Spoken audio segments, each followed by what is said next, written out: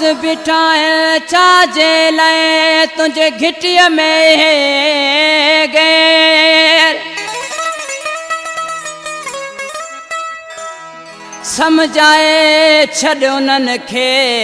हू पंहिंजा झलनि पेर समझाए छॾ उन्हनि खे हू पंहिंजा झलनि पेर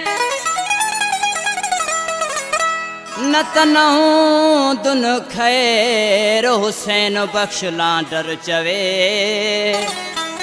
होला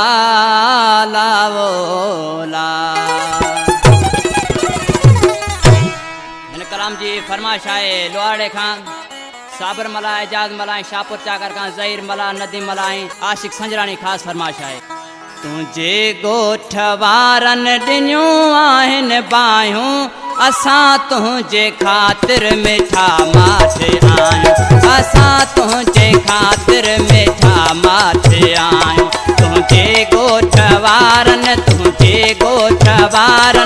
ॾिनियूं आहिनि बाहियूं असां तुंहिंजे ख़ातिर मिठा माठे आहियूं असां तुंहिंजे ख़ातिर मिठा माठे आहियूं।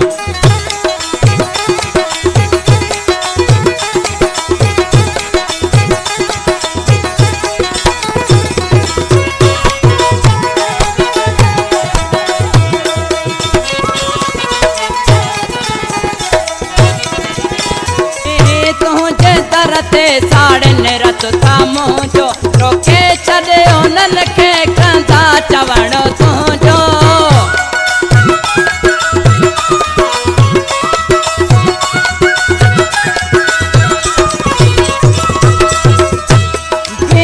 तुंहिंजे दर ते साड़े रत था मुंहिंजो रोके छॾे उन्हनि खे कंदा चवण तुंहिंजो तुंहिंजो सिर थो मारे तॾहिं पुछंदा न आहियूं असां तुंहिंजे ख़ातिर मिठा माठे आहियूं असां तुंहिंजे ख़ातिर मिठा माठे आहियूं।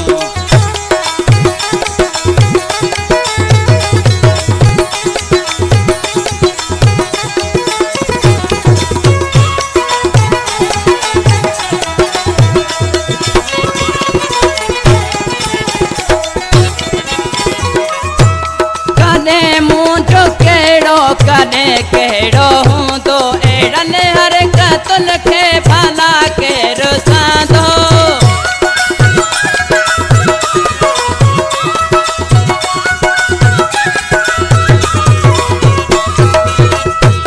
कॾहिं मुंहिंजो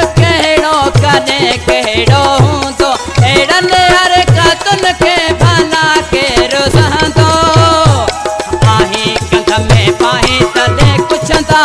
न आहियूं असां तुंहिंजे ख़ातिर मिठा माठे आहियूं असां तुंहिंजे ख़ातिर सजण माठे आहियूं।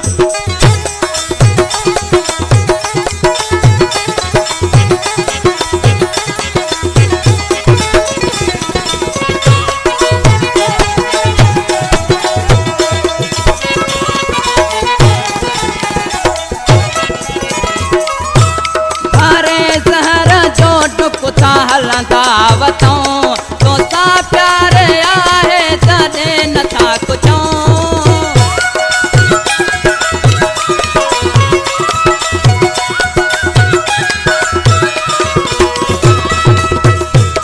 हरे ज़हर जो ढुक था हलंदा वतऊं तोसां प्यार आहे तॾहिं नथा कुझूं